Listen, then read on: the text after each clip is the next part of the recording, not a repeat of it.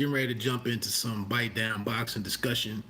Claressa Shields was on the Ak and Barak Show on SiriusXM boxing yesterday. SiriusXM Fight Nation. On their daily show, 12 to 2, I think at the time. You can go find this on demand. I'm going to play a couple of snippets of the interview that stood out to me. One is Claressa Shields started addressing a potential fight with Savannah Marshall, coming off of Savannah's, impressive win over the weekend, soundly defeating Hannah Rankin and picking up the vacant middleweight title. And Claressa speaks on her assessment of that fight and kind of talks through some past and future, in dealing with Savannah Marshall. And then also she comes back in. The second clip that I'll get into is Claressa talking about fighting men clips. Before I get into that though, this just kind of brings me around to the time. You face the same situation. We all face the same situation. You want to have relationships with fighters. You want to interview fighters. You want to ask the questions that you've been dying to know all these years. They're good for views. My internet is messing up. You get into a situation where you're beholden to these people and you have to ignore your own thoughts on boxing, your own viewpoints on boxing and what you know and what you believe in your heart. And you have to kowtow to these individuals. And that's a dilemma to be in. And shout out to Ak and Barak, man. I mean, they're in a very great place, a high profile spot, being on SiriusXM. The Zone has invested that money, and giving them that platform to cover boxing. They talk to fighters from all promoters, and for the most part, I mean, I think they do an excellent job. But again, they get into some fakery, in my opinion, with kind of placating Claressa Shields in this particular discussion. And it starts off when I'm getting ready. The first one that I'm gonna play, the first clip, they actually played Savannah Marshall. They had her on last week before her fight. And she said that, I don't know if I captured that part of it, but Claressa is actually reacting to Savannah Marshall saying that the only reason Claressa got those belts was because she beat her to the big stage first. And that, and then she finished it up with, Claressa doesn't want any parts of me. She doesn't want to see me. And so when it comes in on this first part, that's what Claressa Shields is responding to here in the audio of Savannah. Now, before I get into it, what else was Savannah Marshall supposed to come on and say last week? Why would Ak and Barak have wanted Savannah on the show other than to say something sensational? It's boxing. It's promotion. It's drawing attention to it. So why should one side be able to speak and not the other? But let's jump into the audio. This is Claressa Shields responding to the audio from Savannah Marshall. I say it's cute because she fought for the vacant WBO title. When I'm the WBO title holder, only reason that she was able to fight for that belt is because I let the WBO know that I would be willing to give it up because I want to go for undisputed 2 times at 164 pounds. Only reason she was able to fight for the belt, but also she had a chance to fight against me for all the titles, and her team turned it down. That's numero uno. And now to speak on her performance, I think that she didn't fight the same Hannah Rankin that I fought. And I say that because Hannah Rankin had a whole lot of tough matches. We've been through coronavirus and quarantine. I think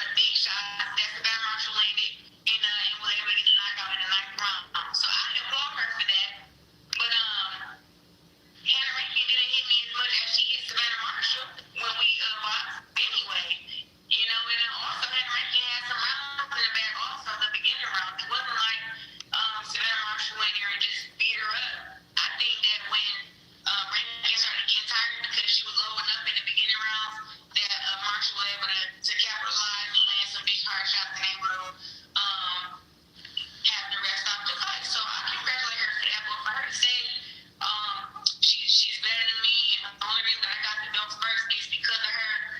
So the reason I got all these belts first is because I didn't fight her. Is that what you're saying?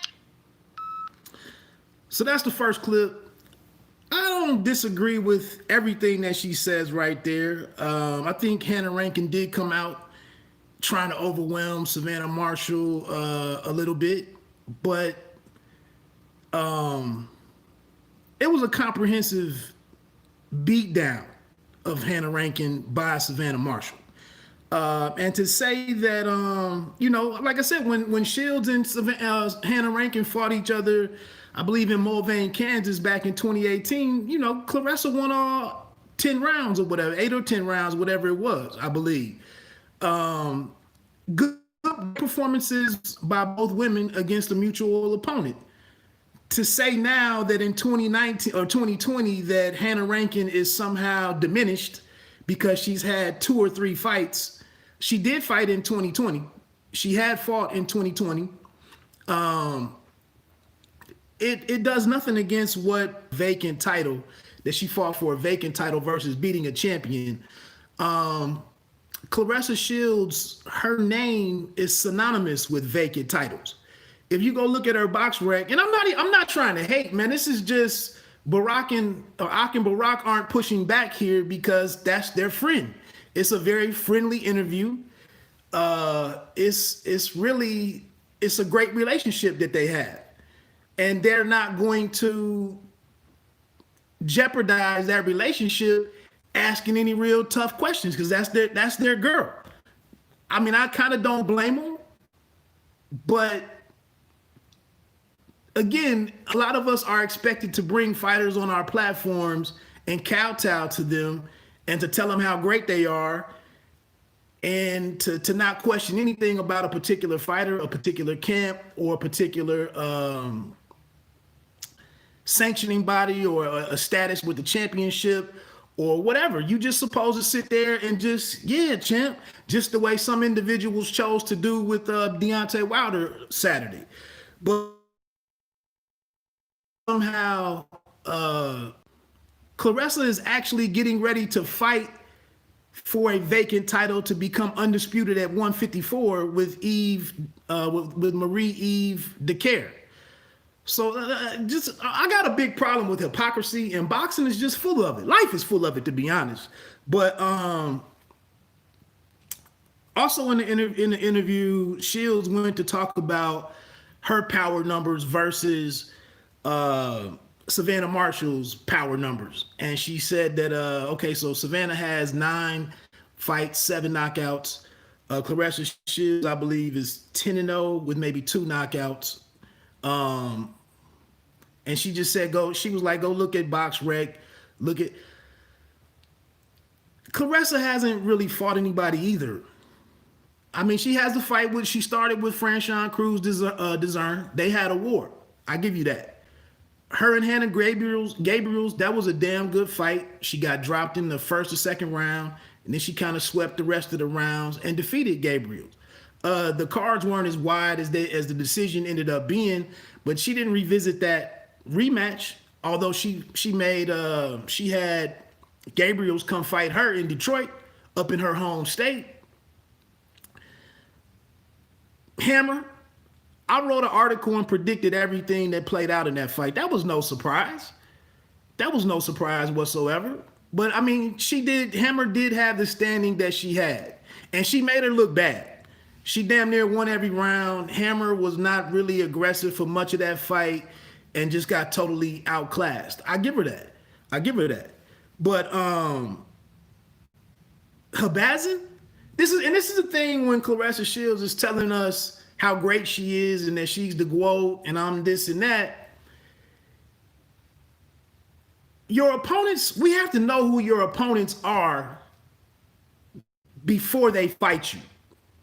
We can't learn who Ivana Habazin is because her trainer gets knocked out by her brother, and then we know who the hell she is all of a sudden, and then on fight night, you dominate her. She was done after the second round, and then we're still supposed to tell you that you're great. This is the promotional side of boxing. Like, they have to put a story together. They have to be able to sell Claressa Shields, and this is how they're choosing to sell it. But I give her credit. I mean, she's in the position to do this between Salida Promotions, her own team, and Showtime.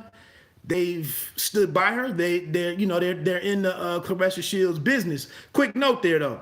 Her next fight with Marie-Eve Dicaire, she said that she is fighting in December. I didn't know if that fight was going to get added to the schedule before the end of the year or not. It looks like it's falling apart with Showtime. She won't be fighting on Showtime at any point. They tried to have her fight. She said that they tried to have her fight on the Charlo pay-per-view, but that fell apart.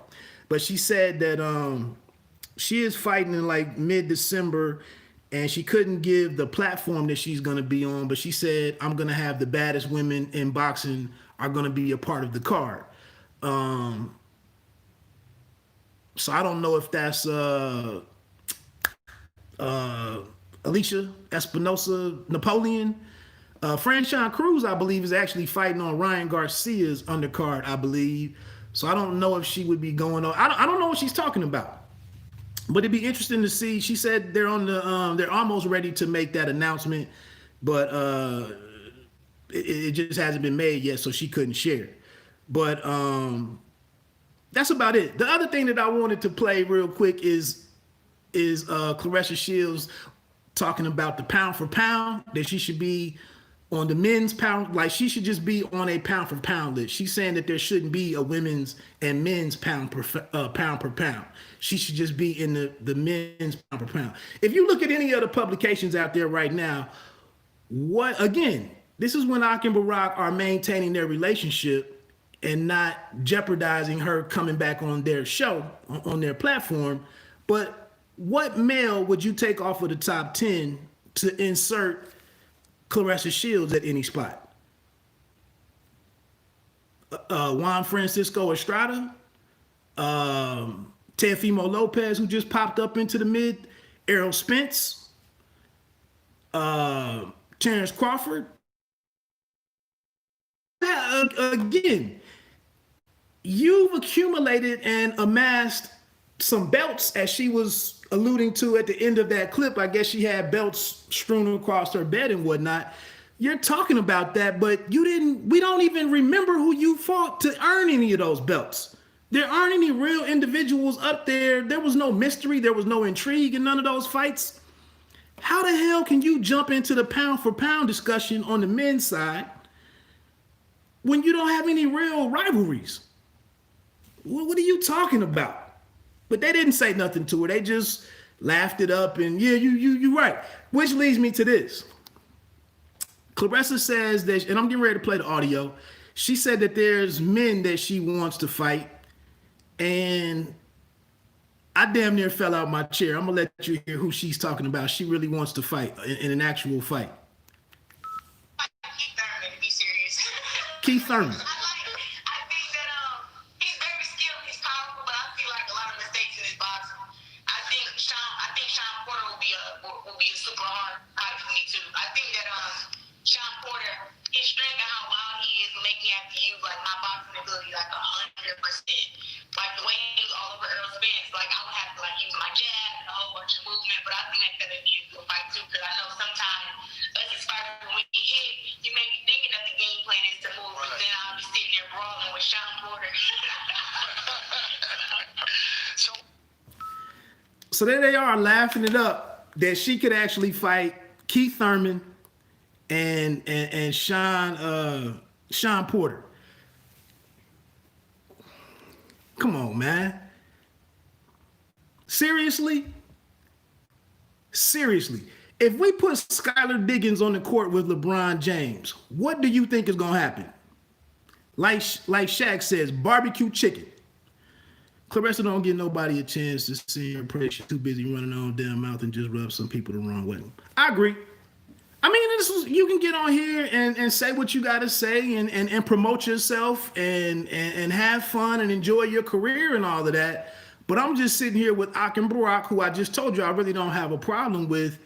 But to sit here hamming it up on this platform that she could actually face Keith Thurman and Sean Porter. Claressa has demonstrated that she has no above average. She has average power against women. What in the hell are you going to do against men wearing, 10 and 8 ounce gloves or whatever? What the hell are you going to do to keep any of these guys off of you? And I'm sorry, she said that Keith Thurman, I see some issues in his boxing. Who said you was perfect? You beating up Ivana Habazin. Well, that don't have nothing to do with no real fire coming back at you. We saw you get dropped by Hannah Gabriels in the first or second round. You think if Sean Porter or Keith Thurman landed that punch, you think that fight goes any further than that moment? So, like I said, man, sometimes it just boils down to a point, Do you maintain these relationships with these fighters and just get them on your platform to tell them how great they are and how perfect they are and whatever, just so you can keep people coming on your platform? I just couldn't. I don't know if I could compromise whatever, I have achieved the last 4 or 5 years writing about boxing and talking about boxing. I don't know if I'm going to throw that out the window just to get a couple of people on my channel. It was one other thing that she said on the interview, in case you want to go back and check it out. She did mention that, so they asked her about the Deontay Wilder statements and his video. I thought Claressa Shields spoke I agree with what she said 1,000%. It sounds better than most of the stuff that I'm hearing from the people who are championing that situation in his favor and going along with what he's talking about. She says that some people, kind of don't understand or don't know how to accept losing. That's probably what's happened to him. And that she actually said that she was around him on fight day. And she said that she didn't get a good sense of like a really strong presence emanating from, she didn't use the word emanating, but she said something like she didn't sense a real strong man vibe coming off of Deontay Wilder that day. So she kind of felt, implying that she felt that Wilder was in for a bad night. She said earlier in the day she was hanging out with him and Wilder and his girlfriend Telly, and she just said she didn't really pick up on the vibe, like he was really locked in for that fight. But what she did say was, she said one story that she talked about.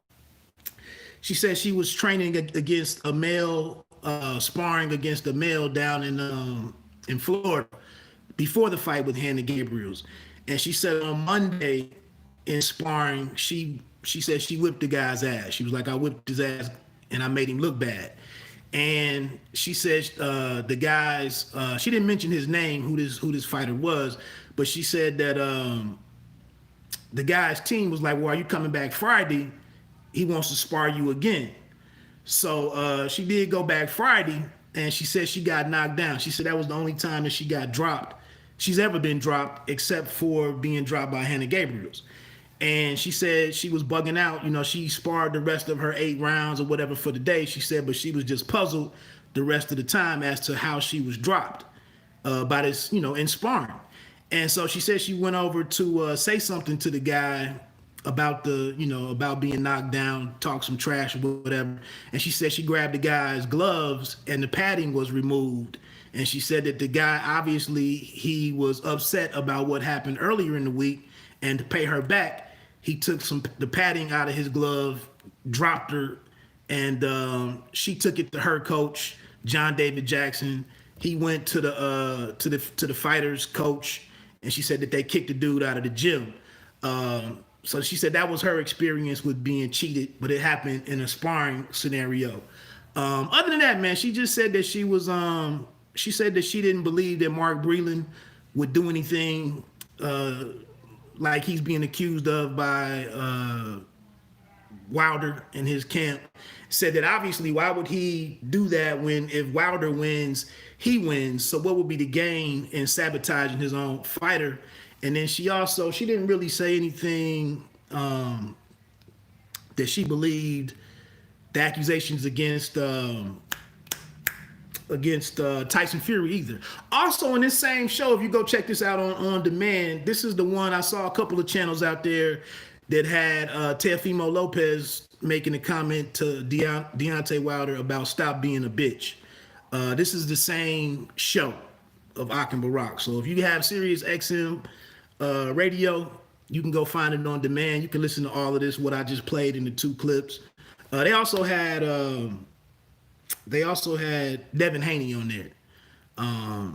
So, you know, like I said, I think overall, I think for the sport, I think the Ak and Barak Show, man, is a plus because, like I said, they get everybody on there pretty much from Golden Boy to Top Rank to PBC to some of the fighters that only fight, the European fighters that only fight on DAZN or primarily on DAZN. You know, they get everybody on there and they talk to everybody. But like I said, definitely when their friends are on there, you notice it.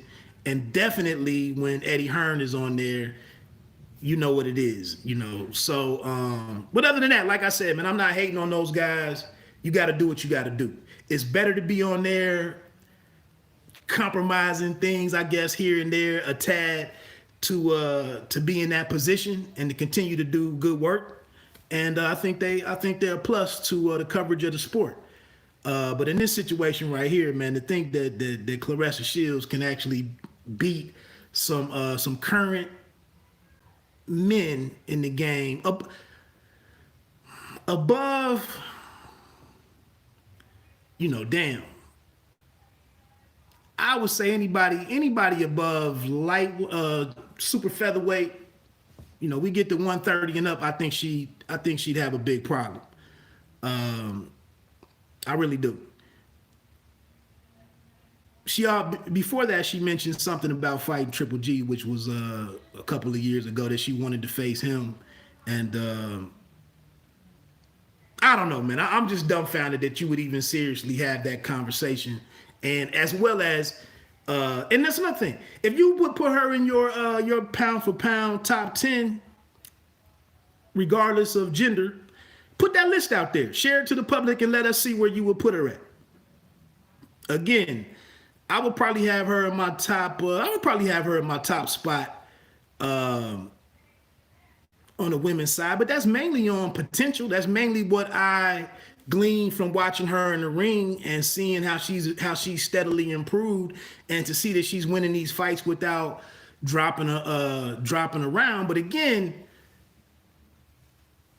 this current school of thought that I'm a carve out a boxing career and I'm gonna form a legacy by facing individuals nowhere near as talented as me, people can buy that. You can fool some of the people with that, but you know, I'm not putting Tank in my top 10 because you destroy Leo Santa Cruz.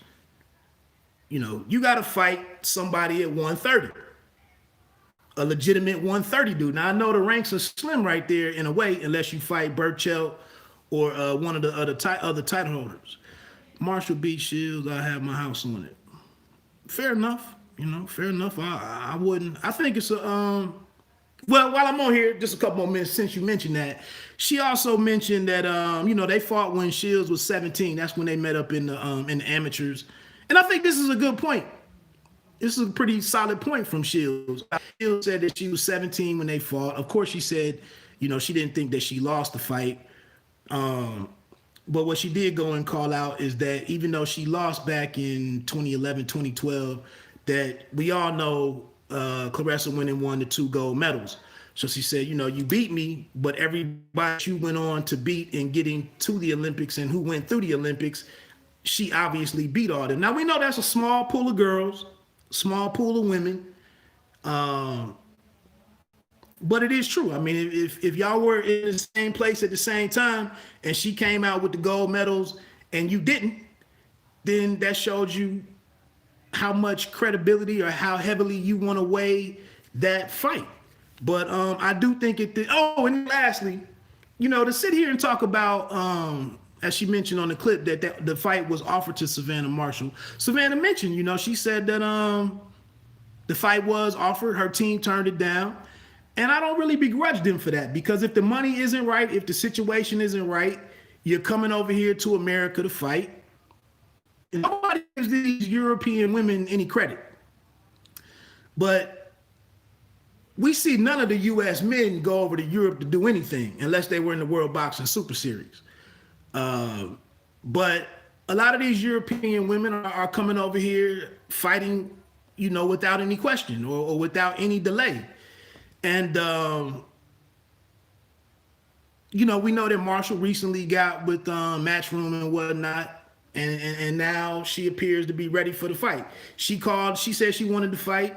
Eddie Hearn in the press conference yesterday that I have on the channel for Gamboa and for Devin Haney and Gamboa, Eddie Hearn mentioned that he mentioned it briefly and just said that that's something that they would start taking a look at early 2021.